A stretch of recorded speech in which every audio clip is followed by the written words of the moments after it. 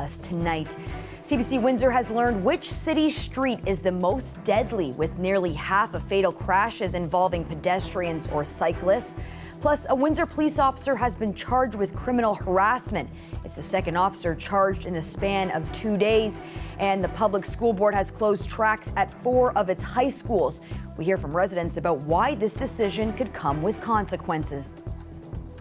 CBC News has uncovered new data that shows Tecumseh Road is the deadliest street in Windsor. Some advocates say the information means road safety needs to be taken more seriously. The CBC's Kathleen Sailors joins us now for a deeper look into this. Kathleen, who is being injured or even dying on this road? Well, Meg, the largest number of fatal crashes involve either a cyclist or a pedestrian, and that's taking place most frequently along Tecumseh Road. It's one of Windsor's longest roads that goes from west to east. Take a look at this map. This is the data we received through a Freedom of Information request with the Windsor Police, and it tells us what's happened over the last 5 years. It shows all of the fatal crashes involving a vehicle and either a pedestrian or a cyclist over that time. 8 out of 21 crashes took place directly on Tecumseh Road, another one in the area nearby. Experts say these numbers aren't surprising to them. What it suggests to me off the top of my head, I mean, it probably isn't, I guess, is not a huge surprise in some ways when you think about what's happening on Tecumseh Road and what the characteristics of it are. It is a very fast and very wide through road. It's an important east-west connector for vehicles, absolutely, in the city. But there's a ton of life on those streets as well. There are schools, there are businesses, lots of small businesses, there are religious institutions. There are a lot of people on the sidewalk and on their bikes in those areas without bike lanes and with a limited number of crosswalks. And again, it's just a very wide road. So in some ways, it's not a huge surprise to see what we're seeing. Kathleen, why is this stretch of road so deadly to pedestrians?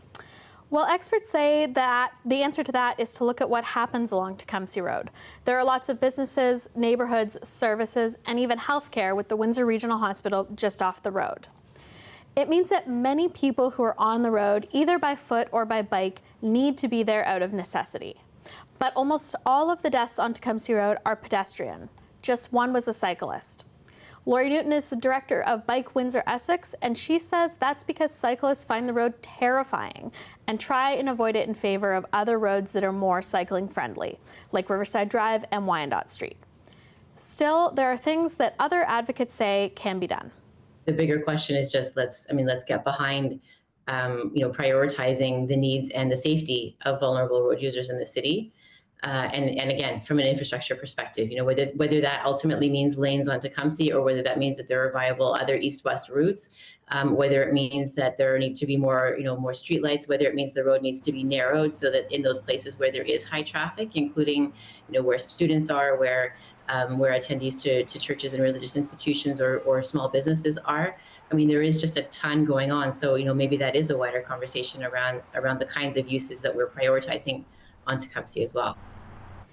Advocates also say more pedestrian crosswalks at intersections without traffic signals are key, but so are better bike lanes and even better transit. They say the important thing is to improve the network of ways people can get around the city safely. CBC News reached out to the city to chat about this new data, and they weren't available for comment. Well, thanks so much for that, Kathleen. That is the CBC's Kathleen Sailors. A Windsor police officer has been arrested and charged with harassment.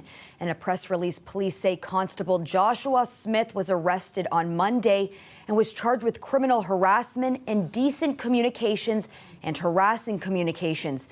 Police say Smith and the victim are known to each other, and the alleged harassment occurred off-duty.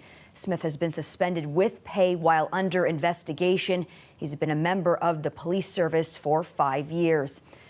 Now, this is the second Windsor police officer who we've learned has been charged in the last 2 days. Just yesterday, Sergeant Dallaire Ball was charged in connection with an off-duty incident in Ottawa.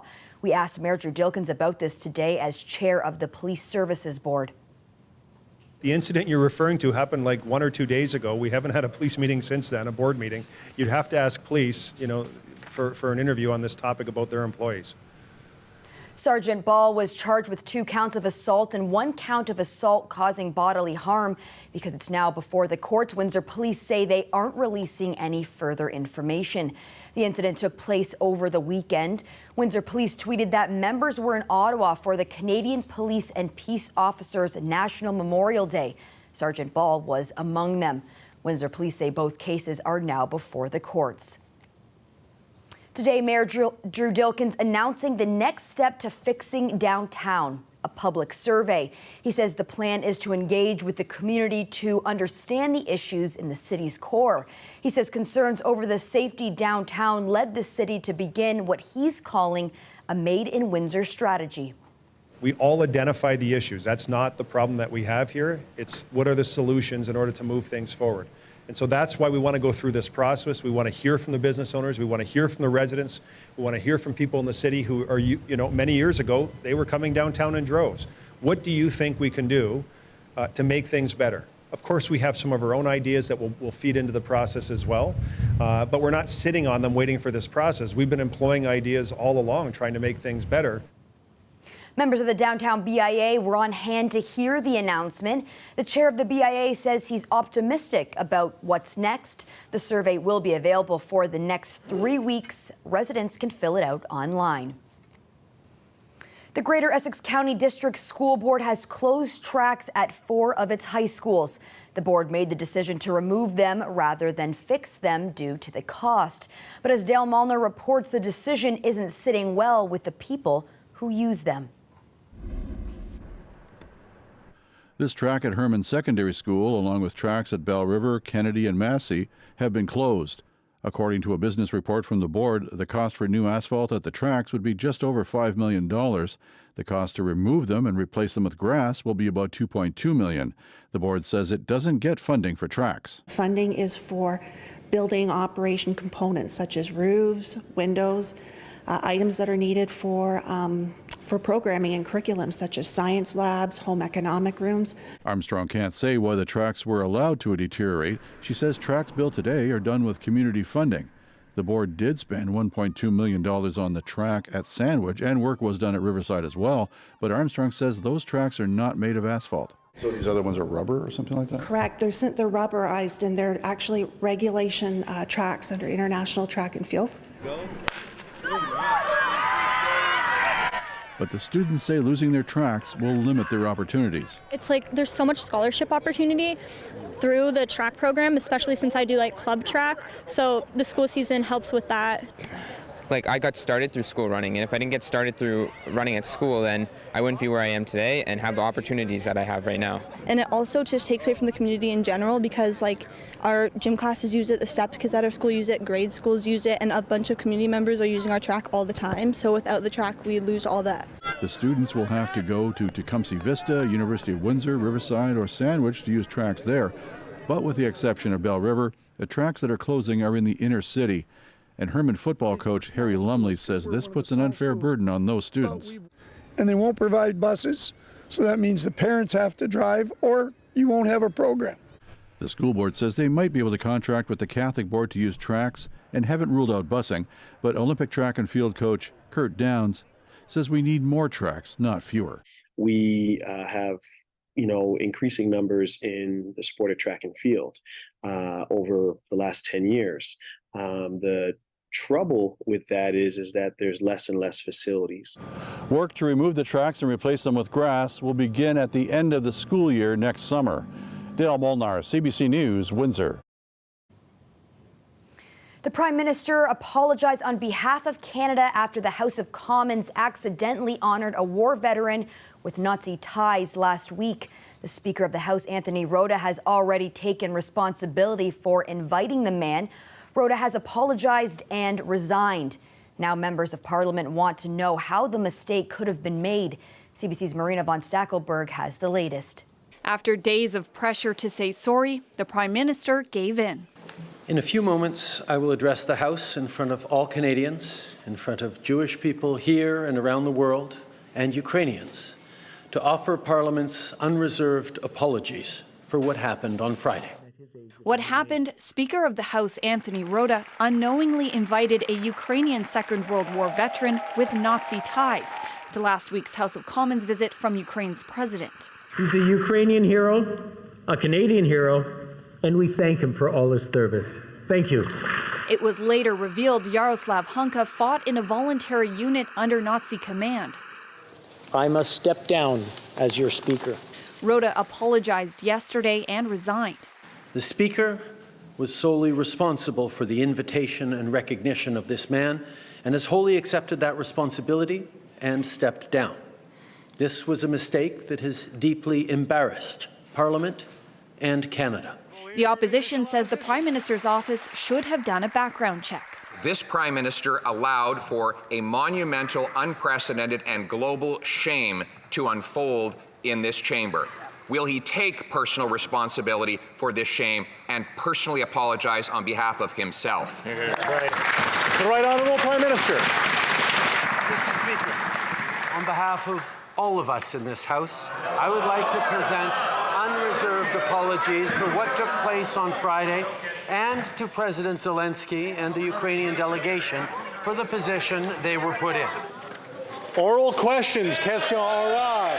The vital job of refereeing debate in the House of Commons now up in the air. The Speaker of the House is a neutral, nonpartisan position.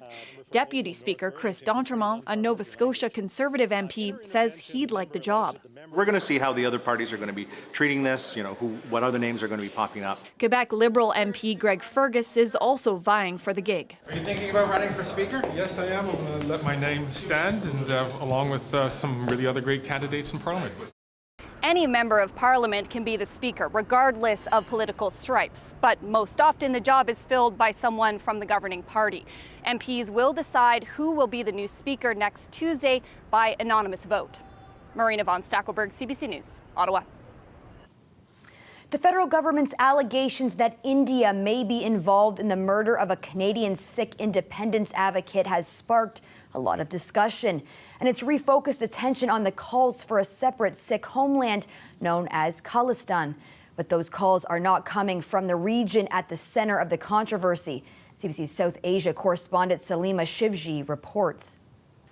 Here on the streets of Amritsar, most everyone has an opinion on those allegations from Canada, accusing New Delhi of being behind the killing of a Canadian Sikh separatist. But one thing they are not keen to talk about is Kalistan. I'm not the follower of Kalistan. Amanpal Singh did talk to me about it outside of Amritsar's Holy Golden Temple, and he rejected the idea of a separate Sikh state outright. He says what I've heard repeatedly while here, that support for the movement in Punjab is very low. No, ma'am, there is no Khalistani movement in Punjab. They are living in very healthy relation, cooperative. Take a Hindu, Muslim, Sikh, all are brother and sister. I don't want to be any kind of a Khalistan right now, because there is a need of the right now, the employment. Unemployment is the major issue. That view explained to me on the site of violence in the 1980s when the Indian Army stormed the Holy Golden Temple after some armed Sikh extremists had taken shelter there. Experts say support for the Kalistan movement in Punjab collapsed a few years later, even if some in the Sikh diaspora communities clung to the idea. What does remain nearly 40 years later is anger against the Indian government here, and some outsiders conflate the two ideas when they look at support for Kalistan here. The people who are talking about Kalistan in Canada, then why they go there? They should come here. Ramanpreet Kaur is a lawyer. She spoke to me from her village outside Amritsar near the farming fields. We don't want Kalistan. We want justice. If we want just a fulfill of our demands. We don't want any genocide again like 1984.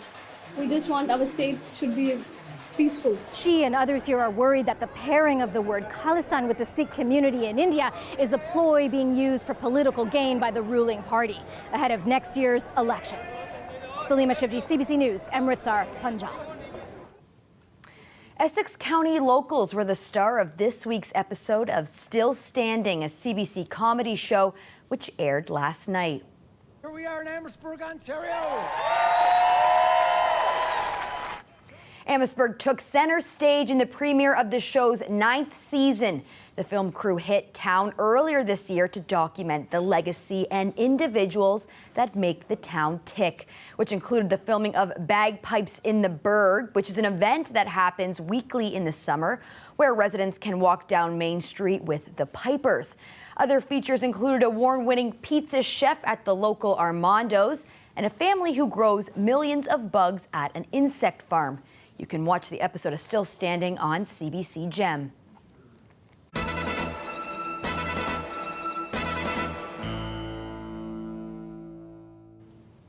Tonight's episode of Rose City Rewind, a decision that was made this week 42 years ago. That's when money was being raised on both sides of the border to string lights from the Ambassador Bridge.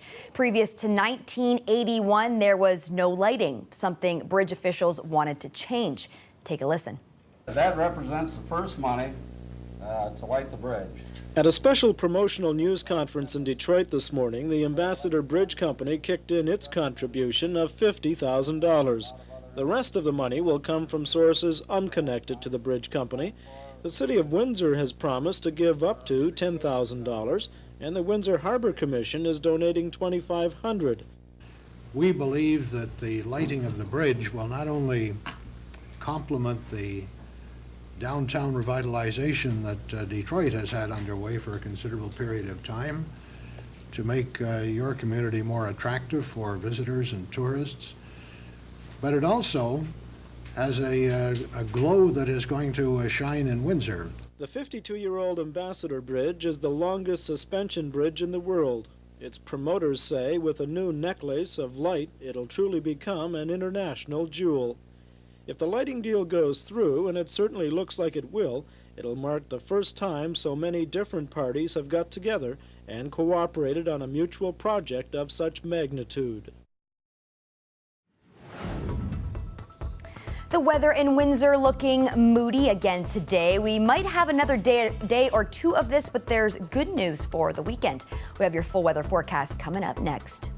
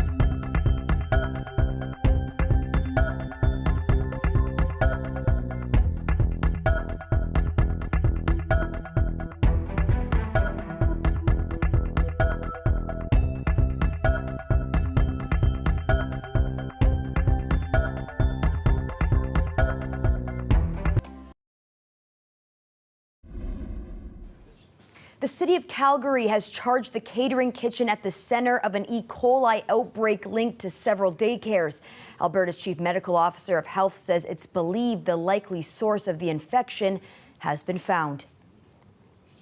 We believe that meatloaf and vegan loaf meals that were served for lunch on August the 29th most likely contained the E. coli bacteria that led to these infections. The commercial kitchen fueling mines is facing a dozen charges, including operating without a business license, and could be slapped with fines of up to $120,000. There have been 351 confirmed cases since the E. coli outbreak was declared on September 4th. 4 children remain in hospital. The Alberta government announced that it's forming a panel to examine the province's food safety practices. Here for your full weather forecast is the CBC's Victor Paulo with what's in store for the next few days. Now, we're going to be experiencing some rain here in Windsor for the next 24 hours, but after the rain is all said and done, there will be some warmer days ahead.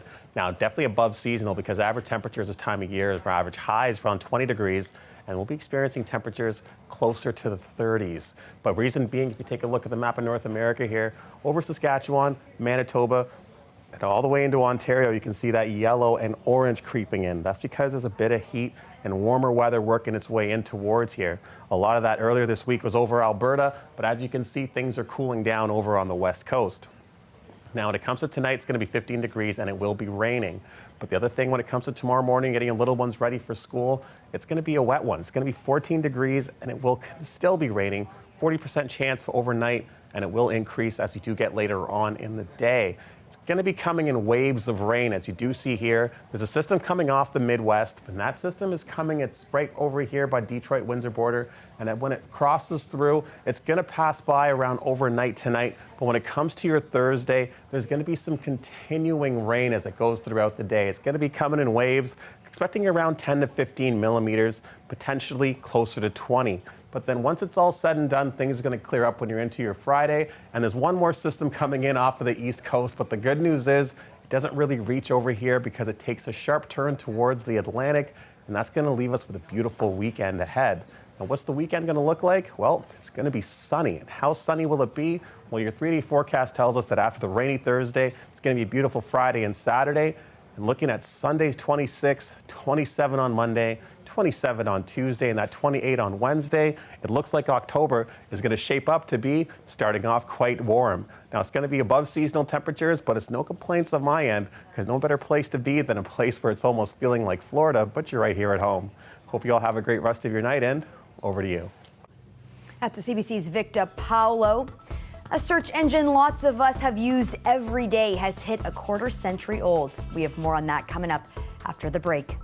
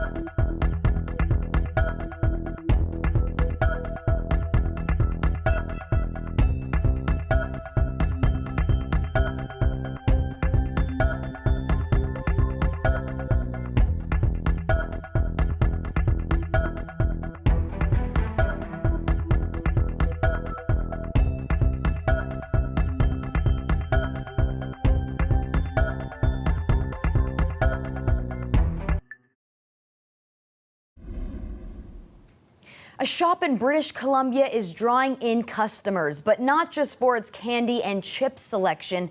The store has gone viral on social media thanks to its lively and comical owner known as Ed.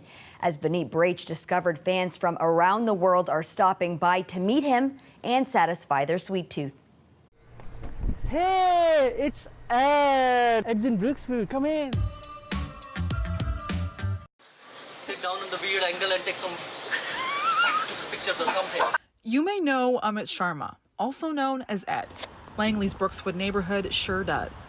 Ed and his older brother run this snack and candy store. They say in 2008, they took over the space which was formerly Ed's Market. Slowly we change it to, more like a candy store and snack and fancy stuff, Ed's in Brookswood is the real OG, the original candy shop. Since launching a TikTok account in 2021 run by his nephew, they've gained followers and fans across Canada and even the world. That's where I saw it from originally. That's the only reason I'm here, so. The vibes? I know you guys love peanut butter and jelly sandwich in the morning, right? How about the peanut butter and jelly drink with the breakfast in the morning?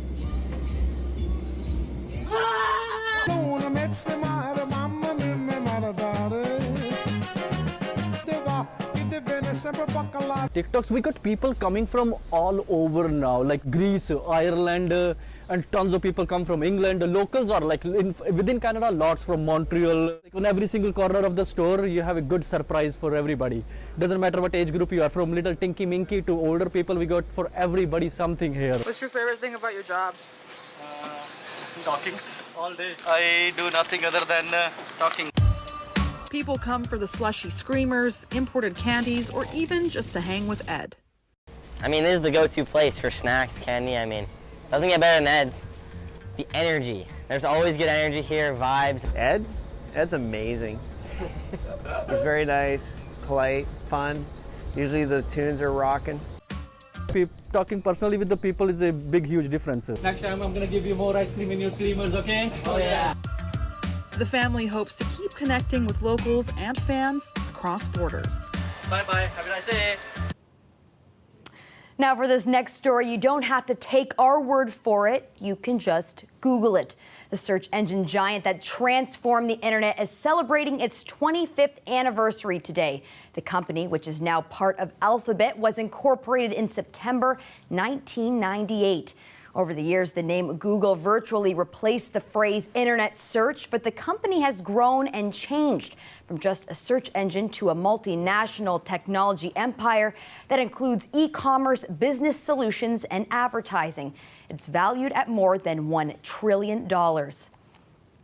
Well, that's it for CBC Windsor News. Don't forget, for news anytime, you can go to our website at cbc.ca/Windsor. Thanks so much for tuning in. Looking forward to seeing you back here tomorrow night.